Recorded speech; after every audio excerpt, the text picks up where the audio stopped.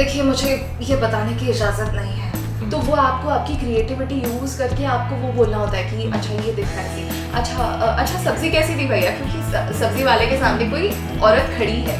Robin, तुम मुझे बिल्कुल पसंद नहीं हो, जाओ, मैं तुमसे बात नहीं करूंगी। अमेज़न की वादियों में इस उष्णकटिबंधीय इलाकों में घूमने आया। बिल्कुल लूसी, तुम्हें हाँ मुझे याद है लूसी। हाँ। तो डबिंग आर्टिस्ट का ये है कि मैं जो वॉइस बना रही हूँ, जो चेंज कर रही हूँ, जो मॉड्यूलेट कर रही हूँ, वो मुझे सस्टेन करनी है फॉर जितने भी उनके एपिसोड्स आने वाले हैं, जितने एपिसोड्स आने वाले हैं। सुनो ना, सरफिरे पॉडकास्ट पर आकर बहुत मजा आ रहा है। वाह क्या बात है। Guys and girls, welcome to the podcast, the Sarfire Show. And can we have some drum rolls? Yes! Oh, it's a ritual. Yeah. A ritual. I forgot. Yes, and today we have with us the girl with many voices, Saudamini. And Saudamini, first question for you. क्या ये मेरी असली आवाज़ है या नकली आवाज़ है? आप पे डिपेंड करता है। वो एक्चुअली आपको पता होना चाहिए कि आप कैसे बात कर रहे हो। मतलब अब अगर मैं बात कर रही हूँ कि हे मेरा नाम सौदामिनी है तो ये कोई बता नहीं सकता कि मेरी असली, मतलब हो भी सकती है ना मेरी असली आवाज़। मैं पहली बार डबिंग आर्टिस्ट को इतने नजदीक से सुन रहा हूँ, मुझे वैसे एकदम ये लग रहा है। मुझे ऐसे इंडियन जैसे फील मत करवाओ। लेट्स स्टार्ट विद कि व्हाई डबिंग, क्यों, और किसने फोर्स किया या तो ये इस फील्ड में मैं जो आई हूँ ना, तो ऐसे कुछ सोच समझ कर या ऐसा कुछ नहीं है। डबिंग ये एक फील्ड होता है, ये मुझे कई सालों तक मुझे खुद को पता नहीं था, पर ये मेरे अंदर थी। वॉइस एक्टिंग, मिमिक करना, ये सारी चीज़ें ना बचपन से ही थी। तो स्कूल से आने के बाद या फ्रेंड्स के साथ कहीं पार्टी पर गए, उसके बाद घर आने के बाद सबने कैसे बात की, तो हर एक ग्रुप में ना एक अलग बंदा होता है जो उसकी स्टाइल अलग होती है, वो अलग तरीके से बात करता है। तो घर आने के बाद ना उसके मिमिक्री करना कि अरे इसने ऐसे बात की, ये टीचर थे तो इन्होंने ऐसे बात की, तो ये वहीं से शुरू हुआ था। और मेरे पापा ने एक्चुअली पहचान लिया था, उन्हें पता था। तो वो हमेशा होता है ना कि कोई रिलेटिव्स घर पे आ जाते हैं तो अरे मेरी बेटी ना बहुत अच्छी मिमिक्री करती है, बेटा करके दिखाओ। तो ये माहौल वैसा बनता चला गया और आई थिंक उसके बाद धीरे धीरे तो बचपन से मिमिक्री कर रहे हो? मिमिक्री हासिल वो करती नहीं थी मैं, वो हो जाता था मुझसे। वो टीवी, मतलब कोई ऐसे रिलेटिव घर पे आ रहे हैं उसको ऑब्जर्व कर रही हो या ऑब्जर्व करना, या अगर मैं टीवी देख रही होती हूँ ना, तो मैं हमेशा, आज भी मेरी आदत है कि अगर वो एक्टिंग कर रहा है ना कि ऐसे ऐसे, तो मैं वैसे एक्ट करूँगी। तो वो अंदर ही था, तो मुझे कुछ अलग नहीं करना पड़ा उसके लिए, तो वो हो जाता था। तुम क्या करते थे जब रिलेटिव्स घर पे आते थे? मैं नाचता था, तो मुझे पैसे मिलते थे। गिफ्ट्स का वेट करना, क्या ला रहे हो? नहीं मैं वो नहीं करता था। जो करता था कि कुछ स्नैक्स आए, वो जब रिलेटिव को देख के थोड़े बच जाते तो उसको हम लोग तो मैंने भी ये किया है। I know, वो अलग ही मजा तो तुम वो नहीं किया है कि अच्छा, तो तुम डैड आते थे बोलते थे कि अच्छा सौदामिनी थोड़ा आवाज निकाल के दिखाओ, तो मैंने वो कभी नहीं किया। और मैं ऐसे मैं नहीं करती हूँ, नहीं मुझे ना नहीं, क्योंकि तब मैं बहुत शाय थी। अब जैसे मैं फटाक से अगर मुझे कुछ भी बोल दिया ये बोल दो तो मैं बोल दूंगी, बिकॉज अब ये आदत बन चुकी है। तो तब जब होता था ना ऐसे, जब बचपन में स्कूल में वो एक फेज होता था हर एक स्टूडेंट, हर एक बच्चे के लाइफ में, कि तब हम ऐसे थोड़े शाय होते थे। तो तभी कब की नहीं थी, पर घर वालों को पता था कि ये बहुत अच्छा कर सकती है, तो इसमें कुछ करो। How you entered in this industry? हाँ, तो हुआ Yeah, because nobody plans to, at least right studies हम एक डायरेक्शन में करते हैं, and then 90% of Indians they fall into some other. मतलब to be honest, मतलब हम थिएटर करते रहे, तो मेरा ऐसा था कि कुछ साल पहले मैं सोच रहा था कि थिएटर करते हैं तो डबिंग भी कर सकते हैं। सो मैं कुछ जगह गया, कोर्सेज की इंक्वायरी की, and they were charging 1.5 lakh 2 lakh fees for that. हाँ, और वो लोग बोल रहे थे कि हम सिखाएंगे, मॉड्यूलेशन सिखाएंगे, ये सिखाएंगे, वो सिखाएंगे। बट पता नहीं, मतलब मुझे वो थोड़ा वो एंट्री जो थी मुझे थोड़ी पता नहीं फ्रॉड लगी।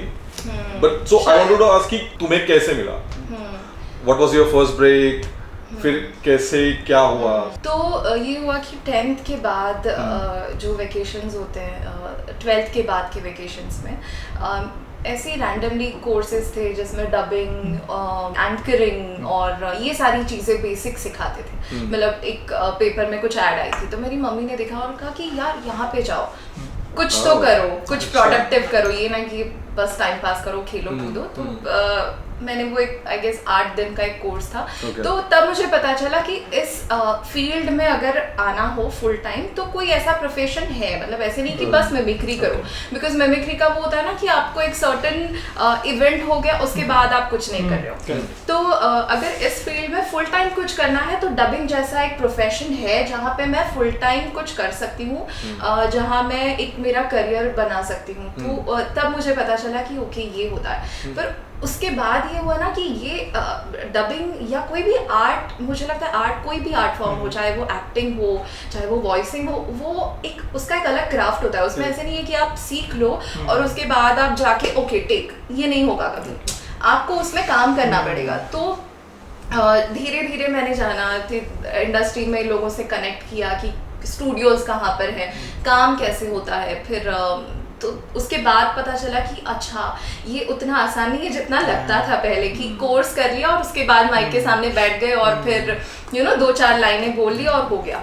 तो उसके लिए क्राउड डब्स होते हैं जहाँ पे हमें पता चलता है कि हमारे जैसे बहुत सारे आर्टिस्ट होते हैं जो एक साथ आकर काम करते हैं। कोई एक मूवी हो तो उसका कोई मार्केट वाला सीन है तो उसमें इतने सारे कैरेक्टर्स होते हैं, तो वो एम्बियंस वॉइस होती है। तो वो आपको करना पड़ता है पहले, कि तब आप वहाँ पे सीखते हो कि टेक्निकलिटीज़ होती है, बहुत छोटी छोटी चीज़ें होती है जो आपको वहाँ से पता चलती है कि अच्छा ये होता है।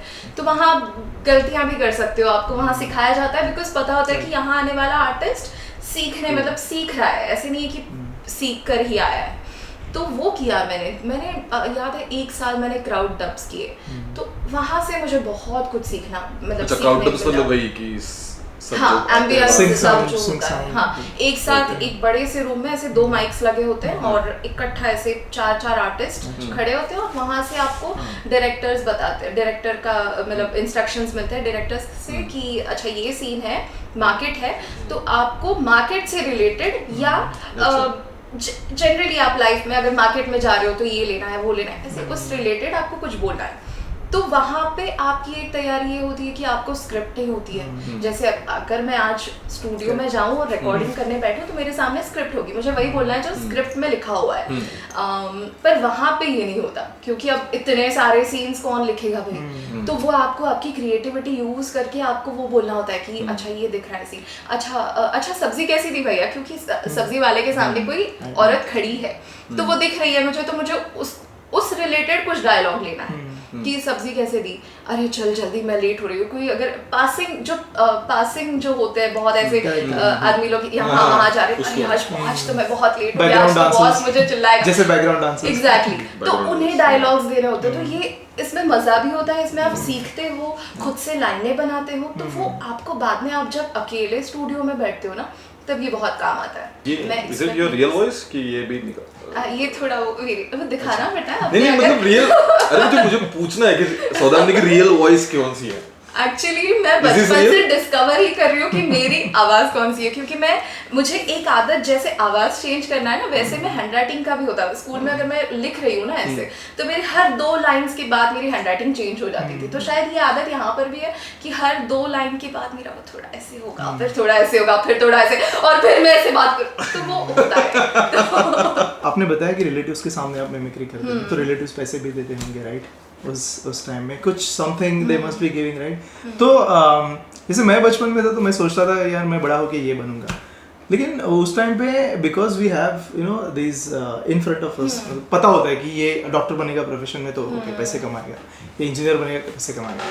तो अभी आप जो पैसे कमाते हो विद वॉइस, ओके, अगर आप बचपन में आप जान सकते थे, इफ यू हैड नोन कि यार ये वॉइस का मैं यूज करके I would be able to, it could become my first source of income आगे चल के।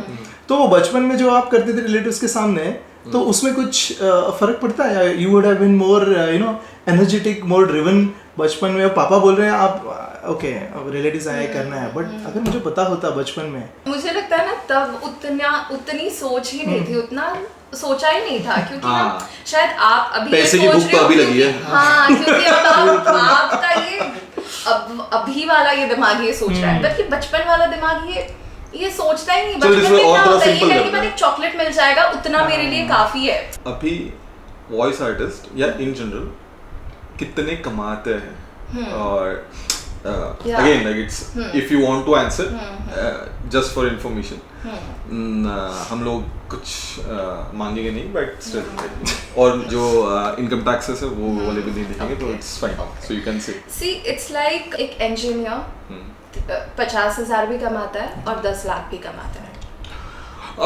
डिप्लोमेटिक तो आंसर। आपका काम आपको जिस प्रकार के प्रोजेक्ट्स मिल रहे हैं, आप जिस तरह के प्लेटफॉर्म्स के लिए काम कर रहे हो, आपकी आवाज की डिमांड कितनी है, इन सारी चीजों पर ये डिपेंड करता है कि आप कितना कमा रहे हो। नहीं फिर भी सी मतलब मैं वो नहीं बोल रहा हूँ कि एग्जैक्ट अमाउंट अगर आपको जानना ही है तो तो जैसे रोहित को किसी ने पूछा कि यार तुम मंथ में कितना कमा जाते, तो वो बोलेगा हर महीने एक मारुति ले सकता हूँ, तो that's a range you know नहीं ले सकता, बट ये बोल रहे तो हम फ्रीलांसर्स हैं, ऐसे नहीं है कि मैं हर महीने एक स्टूडियो में ही जाती हूँ, हर महीने मैं उतना ही काम करती हूँ। तो फ्रीलांसर का ये होता है, जब पिछले महीने शायद मैंने बहुत कमाए होंगे, इस महीने शायद मैंने उसका आधा ही कमाया, पर मैंने काम भी उतना किया है, तो वो ये नहीं होता कि इतना काम करने के बावजूद इतने ही पैसे, वो नहीं होता। अच्छा, तो आपके इंडस्ट्री में भी वही होता है कि जैसे कि एक्टिंग बॉलीवुड राइट, कि सलमान खान अगर 2 करोड़ लेता है तो वरुण धवन उसी मूवी का 50 लाख लेगा या 1 करोड़ लेगा, उससे ज्यादा ही लेता होगा, बट स्टिल हाँ। तो लाइक तुम्हारे इंडस्ट्री में भी ऐसे ही है कि एक बहुत ज्यादा कमा रहा है, या on the basis of his talent, और not talent exactly but skills, और कि ऐसे होता है? बिल्कुल होता है, हर मुझे लगता है हर नहीं, बट वो कैसे मतलब मुझे वो क्लियर करना है कि अभी एक आवाज है राइट, वो एक बंदा बहुत सही निकाल रहा है, ठीक है, बट दूसरा बंदा है उसकी कुछ अलग आवाज है, तो उसमें कंपैरिजन कैसे होता है? So how do they select? How do they select? और ये है कि आप जब ऑडिशन देते हो ना, पहली बात तो हर प्रोजेक्ट के लिए मुझे ऑडिशन देना पड़ता है। अच्छा, ऐसे नहीं कि अब मैंने 4-5 अच्छे प्रोजेक्ट्स कर लिए तो अरे भाई सौदामिनी को बुलाओ, ये नहीं होगा, मुझे तब भी ऑडिशन देना पड़ेगा। और आपने जो पूछा तो उसका जवाब ये है कि ये नहीं होता कि सिर्फ आवाज अच्छी है यू नो तो मेरा सिलेक्शन हो जाएगा, क्योंकि आवाज अच्छी उसके कोई पैरामीटर्स नहीं है।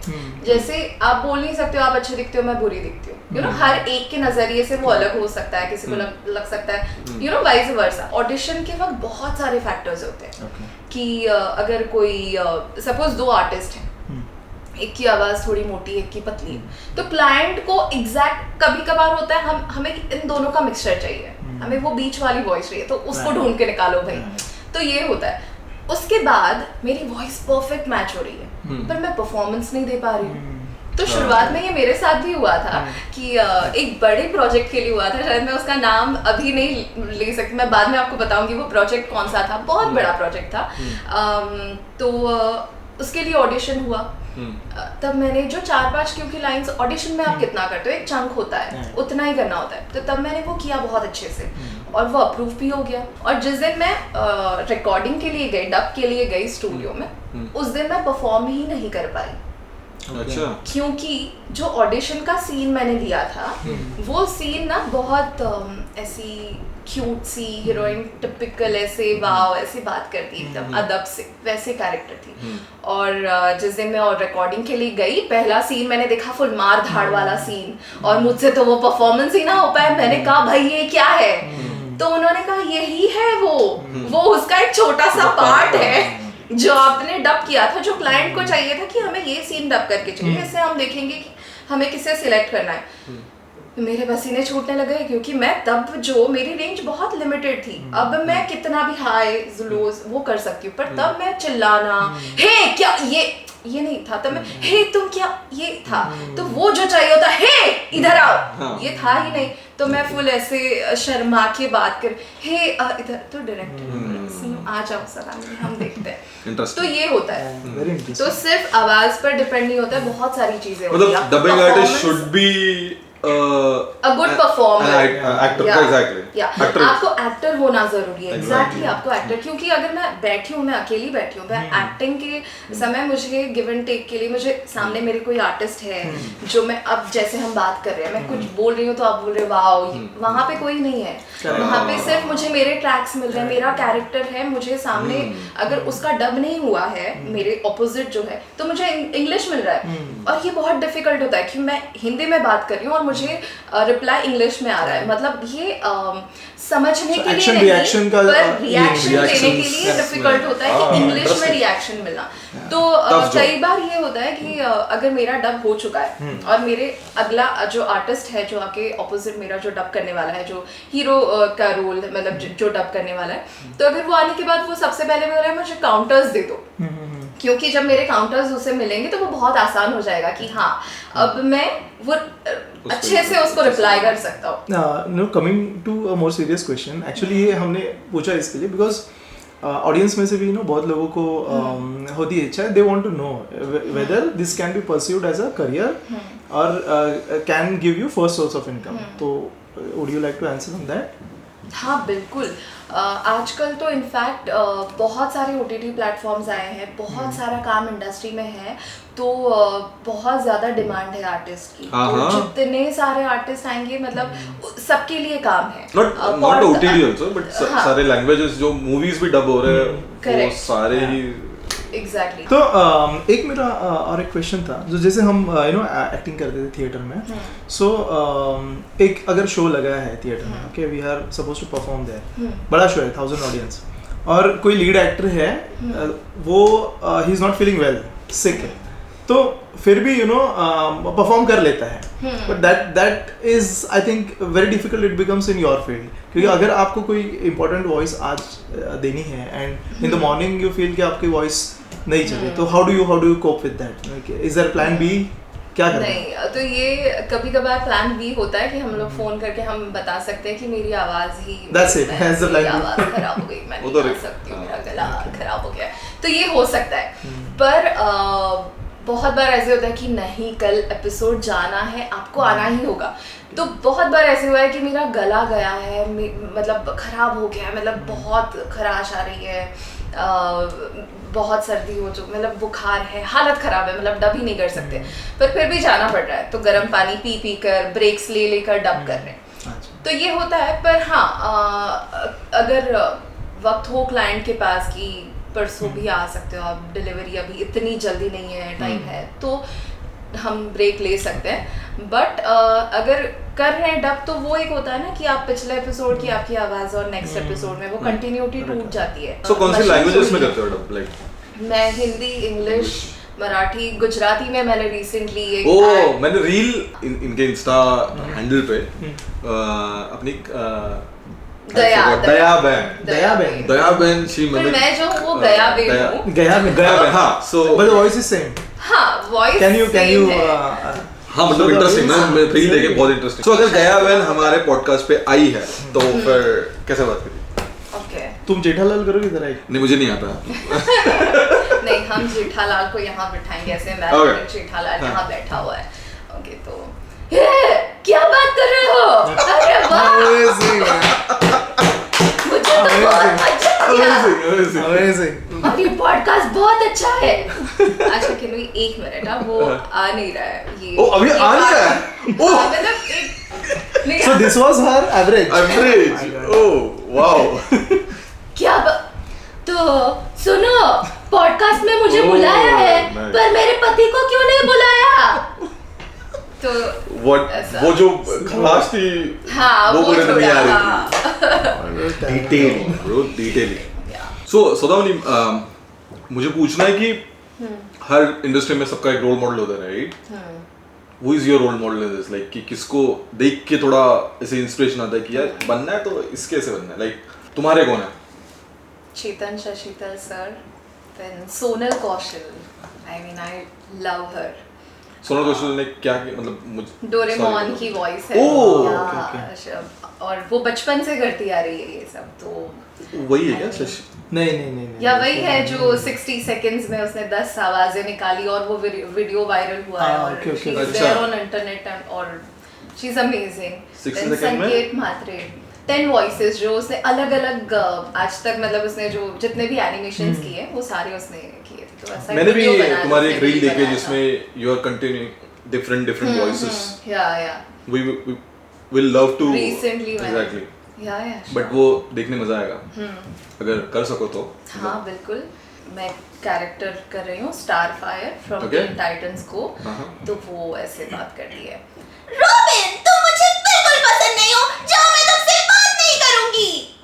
उसके बाद Wow. कॉलीफ्लावर है जो कॉलीफ्लावर फ्रॉम ड्रैगन बॉल हाँ। या सो वो गोकू तुम्हारी हिम्मत कैसे हुई, तुमने मुझसे पंगा लिया है।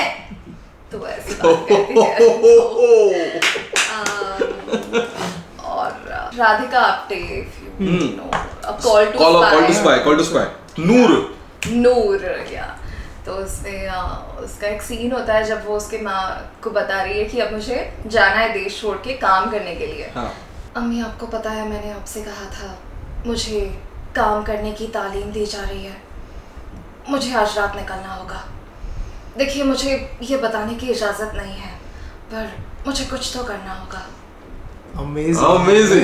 मतलब हमारा वो हो रहा है कि जो बचपन में हम लोग मैजिक शो देखते थे ना तब ऐसा होता ऐसे मेरा अभी हो रहा है।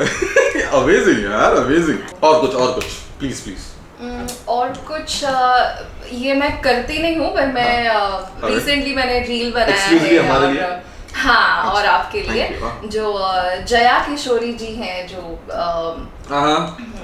भजन अध्यात्म पर बहुत सारी वीडियोस बनाती हैं और ऐसे बात करती है, भगवान का नाम ऐसा है कि भगवान को नहीं मानने वाला भी दिक्कत में भगवान का ही नाम लेता है। उसकी स्टाइल है। एक्चुअली वो ऐसे बात करती है यार, इंटरेस्टिंग। अच्छा एक एक्सरसाइज करते हो, एक सेंटेंस लेते हैं उसको कितने वेरिएशंस में बोल सकते हैं। ओके तो एक सेंटेंस आपके पॉडकास्ट पे हाँ कॉफी पे या, सॉरी या, यू coffee। सेइंग आपके पॉडकास्ट ये पे अच्छा आकर है, मुझे ये अच्छा है। सरफिरे या पॉडकास्ट में आके मुझे बहुत अच्छा लगा। ओके और सरफिरे यू आर द बेस्ट ऐसे। क्या बात है। सो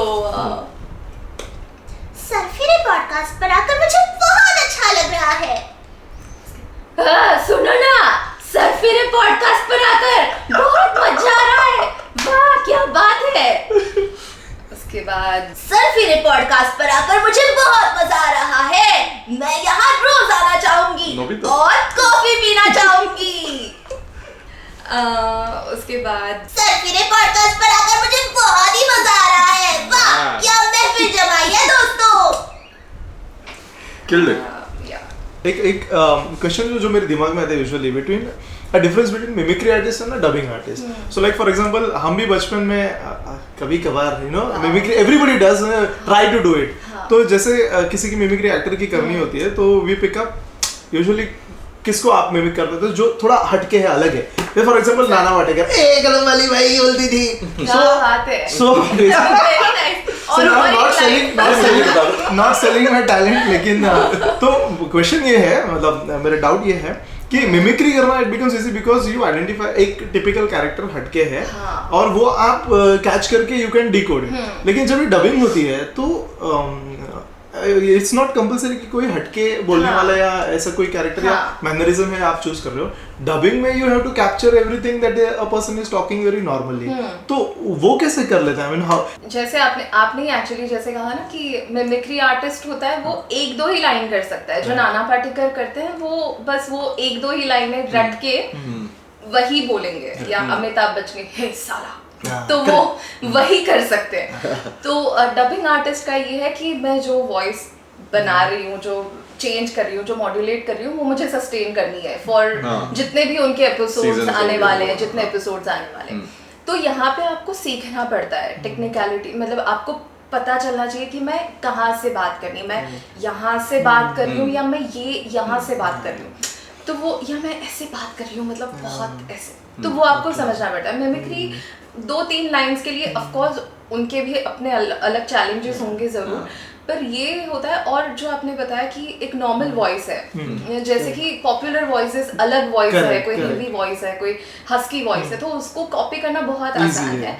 पर किसी की नॉर्मल वॉइस होती है तो उसे कैसे करना है, तो वो जब हम डब करते हैं, जब किसी अगर कोई हॉलीवुड फिल्म है और उसकी कोई वॉइस है, अगर कोई हीरोइन है जिसकी नॉर्मल वॉइस है मेरी जैसी, या एकदम ऐसे कोई अलग उसकी आवाज़ की मतलब कोई अलग पैटर्न नहीं है, या वो अलग तरह से बात नहीं करती है, तो तब मुझे ना उसके बोलने का तरीका, वो पॉजेस कहाँ ले रही है, वो क्या, कई बार ये भी होता है ना कि आप जिस सिचुएशन में होते हो उस तरह से आपकी आवाज़ भी चेंज होती है। अगर आप हैप्पी हो तो आपकी आवाज़ एक सर्टन वे में सुनाई देगी, अगर आप बहुत सैड हो तो आपका टोन, आप बहुत धीरे बात, मतलब बहुत डीपली बात करोगे, मतलब ऐसे मुझे बहुत बुरा लग रहा है ऐसे बात करोगे, तो वो समझ के आपको कंटिन्यू फॉलो करना होता है, मतलब उस कैरेक्टर को। और तभी होता है कि जब हम डब कर रहे होते हैं तब हमें पायलट मिल रहा होता है, जो ओरिजिनल ट्रैक है, इंग्लिश हो या जो कोई भी अदर फॉरेन लैंग्वेज हो, उसका ट्रैक मुझे कानों में सुनाई दे रहा है, तो मैं वो सुन के मुझे वो कॉपी करना है। पर वो कॉपी करते समय कई बार ये भी होता है कि अगर मैं कॉपी कर रही हूँ तो इंग्लिश का टोन और हिंदी का टोन, या फॉर दैट मैटर अगर फ्रेंच मूवी है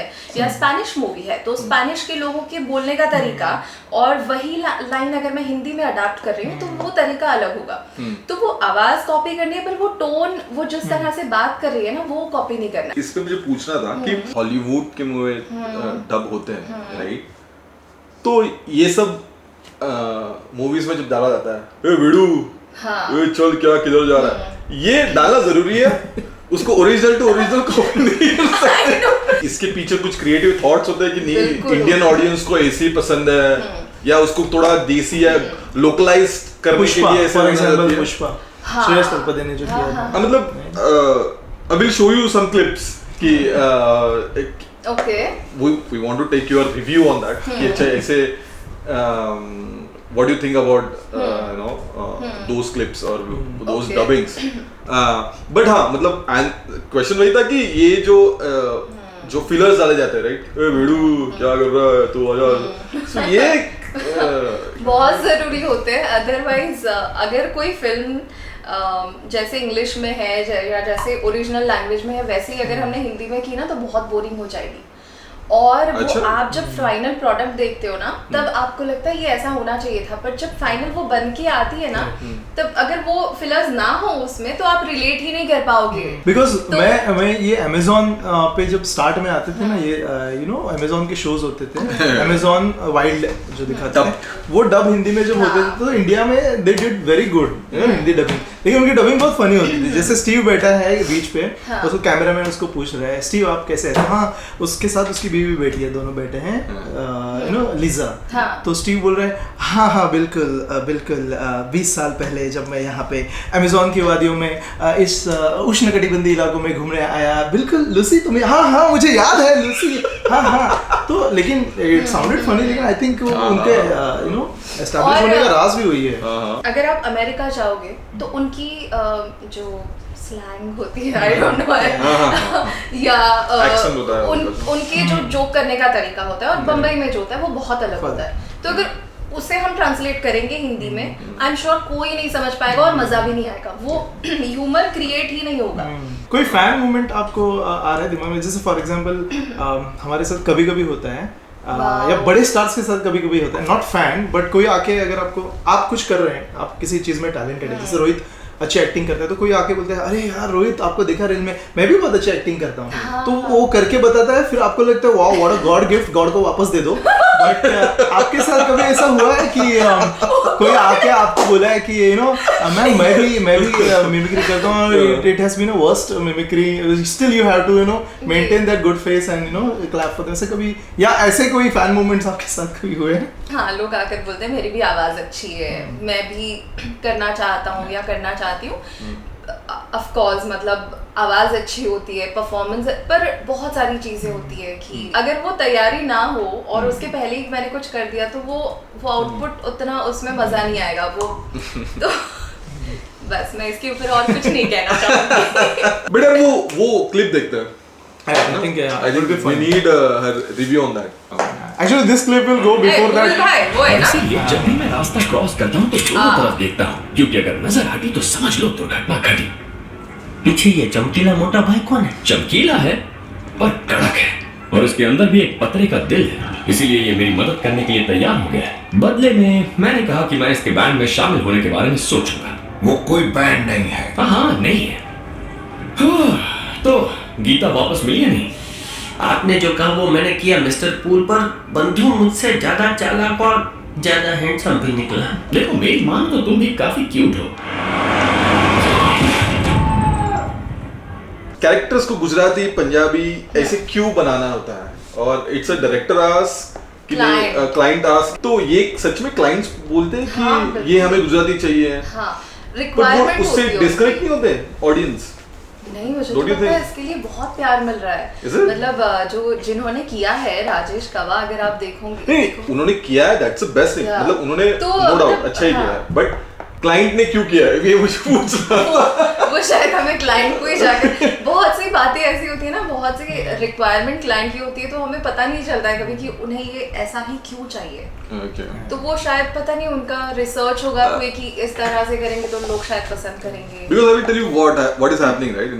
मतलब अगर मैं कोई मेरा फ्रेंड है, राइट, या ऑफिस में जाओ, राइट, किसी को पूछे हम कि अरे तुमने मूवी देखी स्पाइडरमैन, तो बोलता है हिंदी या इंग्लिश? मैं बोला ऑफ कोर्स इंग्लिश। हाँ फिर ठीक है, हिंदी वाली मत देख भाई।